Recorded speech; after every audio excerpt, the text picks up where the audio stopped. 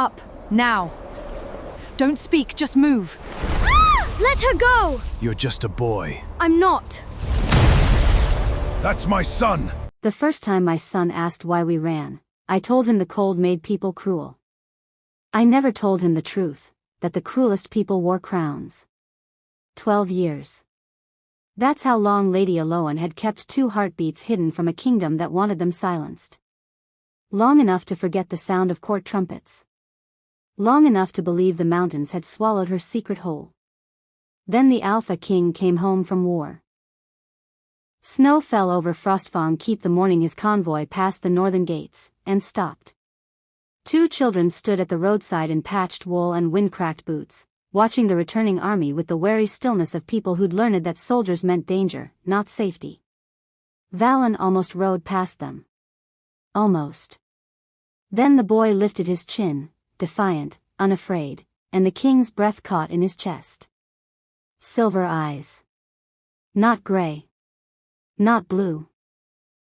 The exact, unmistakable silver that had run through the Frostfang bloodline for 600 years, carried by only one family on this earth. His family. He was off his horse before he realized he'd moved, kneeling in the snow before 2 strangers' children, close enough now to see the girl beside the boy had the same eyes, quieter, but just as sharp, just as his. Because in that moment, Alpha King Valen realized something impossible. He wasn't looking at strangers. He was looking at his children. And somewhere behind the crowd, the woman he had buried 12 years ago was still alive. Comment the last snowy place you've ever visited. I'd love to picture where you're reading this from while Valen figures out what to do next. Snow still clung to Valen's cloak when he reached the gates, the scent of smoke and blood from the war camp still thick on his skin. He should have gone straight to the hall. His generals were waiting, his council was waiting, a kingdom's worth of decisions were waiting. Instead he stood frozen in the courtyard, staring at 2 children he had never seen before in his life, unable to look away from their eyes. He dismounted without meaning to.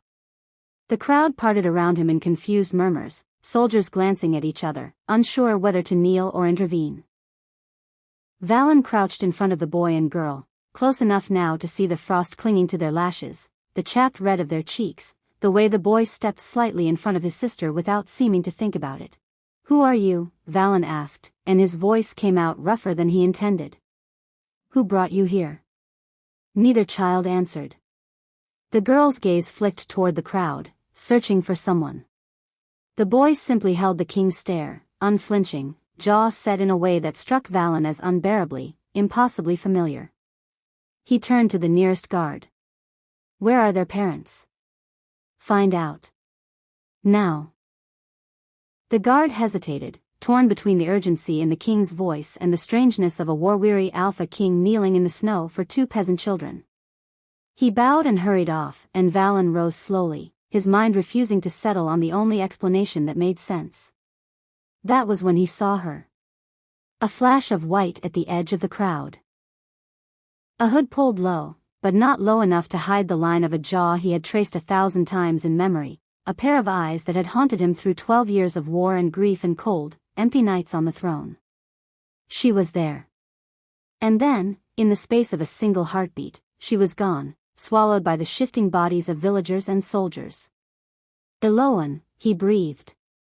He pushed through the crowd, shoving past his own men, ignoring the alarmed shouts that followed him. But by the time he reached the place where he'd seen her, there was nothing. Only footprints in the snow, already filling in with fresh fall, and the faint, impossible scent of winter roses. He told himself it was exhaustion. Grief playing tricks on a man who had buried a woman he loved 12 years ago and never truly let her go. Ghosts did not leave footprints. Ghosts did not run. But that night, alone in his chambers, Valen summoned his most trusted man.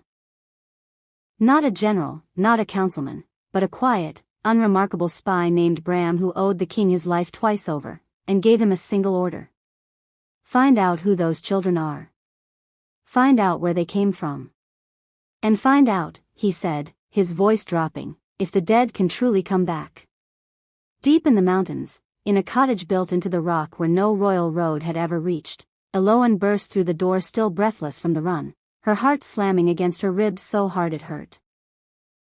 Kaelin and Lyra looked up from the hearth, and she saw the question in their faces before either of them spoke it. "We have to leave," she said. "Tonight." Lyra was already moving, reaching for the small satchel they kept packed by the door out of habit, out of 12 years of practice. But Kaelin didn't move at all. He stood, arms crossed, something hard and tired in his young face that no 12-year-old should have to wear. "He saw us," Kaelin said. It wasn't a question. Elowen's silence was answer enough.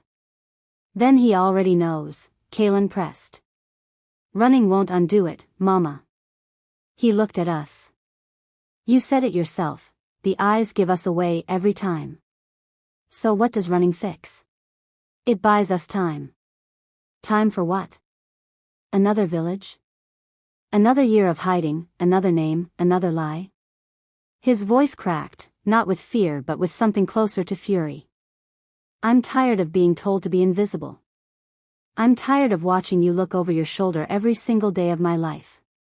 "You don't understand what they'll do to you," Elowen said, and for the first time in years, her composure slipped, the old terror rising raw and unguarded in her voice. "The council doesn't see two children.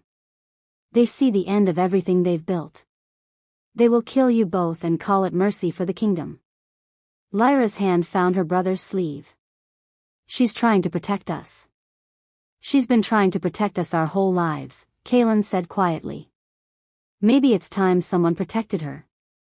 Elowen stared at her son, this boy who had her late mother's stubbornness and his father's exact, unbearable eyes, and for one long moment she said nothing at all. Outside, the wind screamed against the mountainside, and somewhere far below, in the valley, the lights of Frostfang Keep glowed faintly through the storm, closer, suddenly, than they had ever felt before. The royal archives smelled of dust and old parchment, and Valen had not set foot inside them in years. He went alone, dismissing even Bram, and began pulling records from the reign of his father. Birth ledgers, court correspondence, anything that might mention the woman he had loved and lost. He found gaps where there should have been pages. Entire months of the royal registry missing from the year the twins would have been born. A physician's report referencing complications in a royal birth, cut off mid-sentence, the following page torn cleanly from the binding. A ledger of expenses that showed a substantial, unexplained payment to the border guard on the very night Elowen was said to have died. His hands were unsteady by the time he found the last document, a single line, buried in his father's private correspondence, half burned at the edges as though someone had tried and failed to destroy it entirely. The prophecy must not reach the council. If it does, the girl and whatever she carries will not survive the year. Valen sat back slowly in the cold, empty archive, the parchment trembling in his grip. Not a betrayal. Not an accident. A conspiracy, deliberate and precise, and his father, his own father, had known, and had tried, in some small and failing way, to stop it. He thought of the boy's defiant eyes. The girl's quiet caution. The woman in white vanishing into the crowd. 12 years, he said to the empty room, and the words tasted like ash. 12 years I mourned a lie. The assassins came at dawn, while the mountain fog still clung low to the pines and the cottage windows were dark with sleep. There were 4 of them, moving with the practiced silence of men who had done this before, blades already drawn as they closed in on the small clearing. Elowen woke first, some old instinct screaming a warning even before she heard the crunch of boots in the snow outside. She had the children up and moving in seconds, pushing them toward the back of the cottage, toward the frozen river that cut through the ravine behind the house, their last, desperate escape route, the one she had mapped 100 times in her mind and prayed she would never have to use. They didn't make it far. The lead assassin caught Lyra by the arm at the tree line, and Kaelin spun without thinking, without knowing what he was doing, only that his sister was in danger and something inside him had been waiting 12 years to answer that fear. The power came out of him like a scream given shape. Ice erupted from his palms in a wave that swallowed the assassin whole, spreading outward in an instant, racing across the clearing and down into the ravine, and the river. The wide, roaring mountain river that had never frozen solid even in the deepest winter, locked into stone-hard silence in the space of a single breath. Trees groaned under sudden frost. The remaining assassins staggered back, weapons forgotten, staring at the boy with open horror. And on the ridge above, having ridden through the night on nothing but instinct and a ghost's face in a crowd, Alpha King Valen reined in his horse and watched his son bring the mountain to its knees. He didn't move. He couldn't. Every story, every prophecy, every warning his father had died trying to bury rose up in his chest at once, and beneath all of it, quieter but unshakable, one single truth. That was his blood down there. His power. His son. And whatever came next, he would not lose them a second time. The frozen river still steamed faintly in the morning light when Valen finally dismounted, boots crunching over ground that had no business being ice in the season. Elowen was already there, kneeling between her children and the scattered, frightened remains of the assassins, a blade she must have taken from one of them still gripped in her shaking hand. When she looked up and saw him standing at the edge of the clearing, something in her face broke open. 12 years of fear finally meeting the one person it had all been built around. Valen. His name and her voice undid something in his chest. He crossed the clearing slowly, the way a man approaches something he's afraid will vanish if he moves too fast. Up close, the years showed on her, new lines at her eyes, a thinness that hadn't been there before, the weight of a decade spent flinching at every sound. But it was her. Impossibly, unbearably her. "They told me you were dead," he said. "I let them believe it." Her voice cracked. It was the only way to keep them alive. She told him everything then, standing in the snow beside the children she'd spent 12 years protecting, the prophecy the council had uncovered the night the twins were born, the order given before either child had taken a full breath, the desperate flight into the mountains with nothing but a name she'd have to bury and a fear she could never put down. She told him about the assassins who had come 3 times before this morning. About teaching Kalen to hide his temper before he understood why. About holding Lyra through fevers with no physician, no healer, no one but herself standing between her daughter and the dark.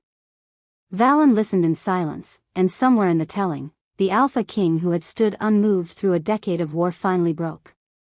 He sank to his knees in the snow, war-scarred hands pressed over his face, and wept. Not for the kingdom, not for the crown, but for 12 birthdays he had missed, 12 winters his children had survived without him, 12 years he had spent grieving a woman who had been alone and terrified and fighting for their lives the entire time. The ride back to Frostfang Keep was quiet, and quieter still once they were behind the palace walls. Valen didn't know how to speak to them. His son, who watched him with arms crossed and a wariness that had clearly been earned, and his daughter, who studied him the way she studied everything, carefully, patiently, waiting to understand before she trusted. "You don't have to like me," Valen said finally, sitting across from Kalen in a room too grand for the boy's plain, patched clothes. "But I would like the chance to know you." "You're the king," Kalen said flatly. "You could have looked for us. Real kings have armies. Spies. Resources. You had 12 years. I searched," Valen said. "For years. I never found you because I was looking for a grave, not a mountain."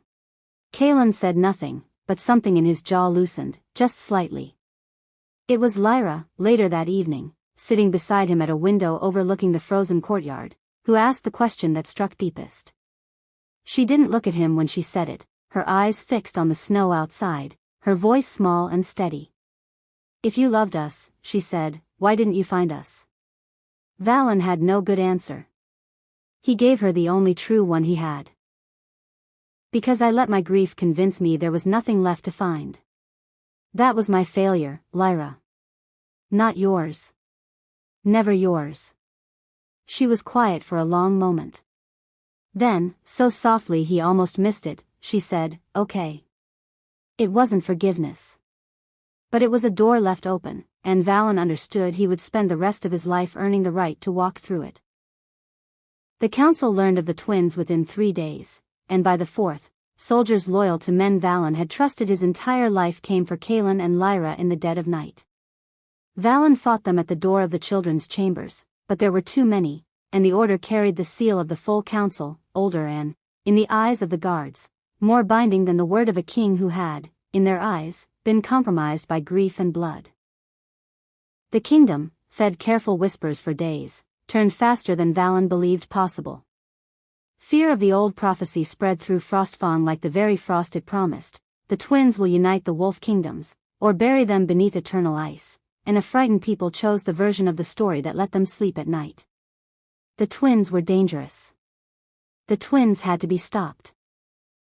Valen stood in the throne hall before his own council, alone in a way he had never been alone in his life, and demanded his children's release.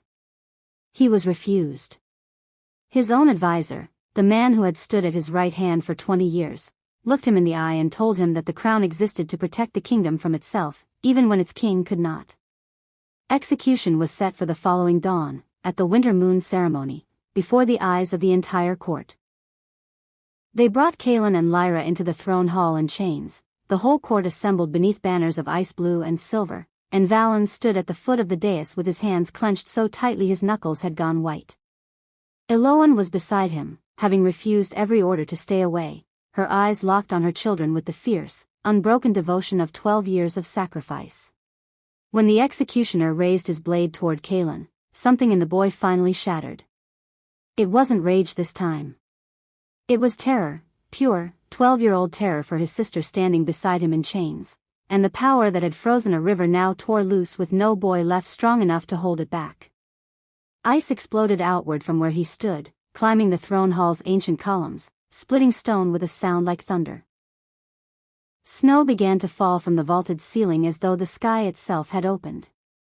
The great iron chandeliers groaned, frost creeping up their chains. Nobles screamed and scrambled for the doors as the temperature dropped so fast that breath turned to fog and fog turned to frost against every face in the room. Kaelin. Elowen's voice cracked across the chaos, but her son's eyes had gone distant, overwhelmed, lost inside a power grown too large for a frightened child to steer. It was Lyra who reached him first, chains and all, pressing her forehead to his and closing her eyes. A different power answered hers, warmer, older, the moon-born gift of healing that had slept quietly inside her for 12 years, and where it touched the ice, the killing cold began, slowly, to soften. Valen didn't wait for the council to decide anything else. He climbed the dais himself, tore the executioner's blade from his hand, and turned to face the men who had ruled his kingdom in his father's shadow for 20 years.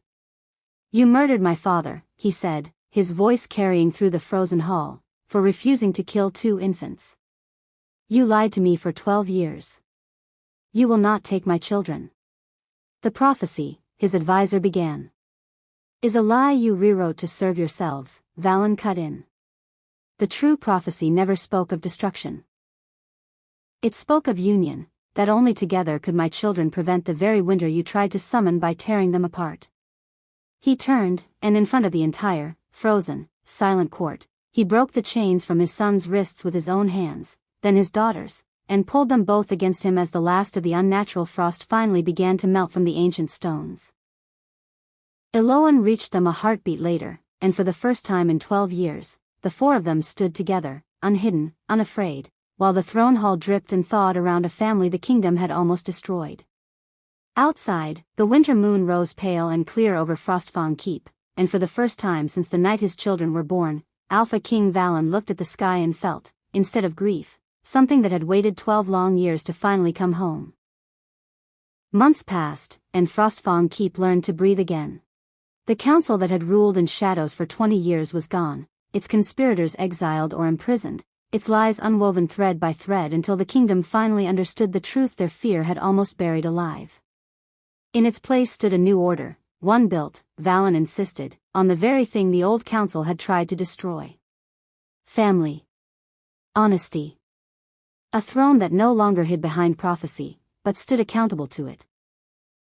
The gates that had once closed against 2 frightened children in patched wool now stood open from dawn until dusk, and the people of Frostfang had grown used to a sight that would have seemed impossible a year before, their Alpha King, sleeves pushed up, sparring in the training yard with a boy who fought like the winter itself, quick and merciless and utterly unafraid. Kalen had his father's discipline now to match the power he'd once feared, and Valen made sure every lesson ended the same way, not with dominance, but with his son's laughter, something 12 years of hiding had nearly stolen from him for good. Inside the keep, in a sunlit room that had once belonged to a queen long gone, Lyra sat beside her mother surrounded by old books and older maps, learning the histories the council had tried to erase. Elowen taught her daughter not just the healing gift that ran quiet and steady in her blood, but the strength it had taken to survive 12 years alone, a strength Lyra was already beginning to carry as her own. And every winter morning, when the frost settled soft and silver over the courtyard stones, Alpha King Valen found himself standing at the very gates where it had all begun. He would close his eyes, and for a moment he was there again. A king returning from war, stopped cold by two children he'd never met, staring into a pair of eyes that looked exactly like his own. He had almost ridden past them. He thought, often, of how close he'd come to losing everything without ever knowing it was his to lose. He never made that mistake again. Subscribe for more stories from Lena's Werewolf romance collection, and tell me, which character captured your heart the most?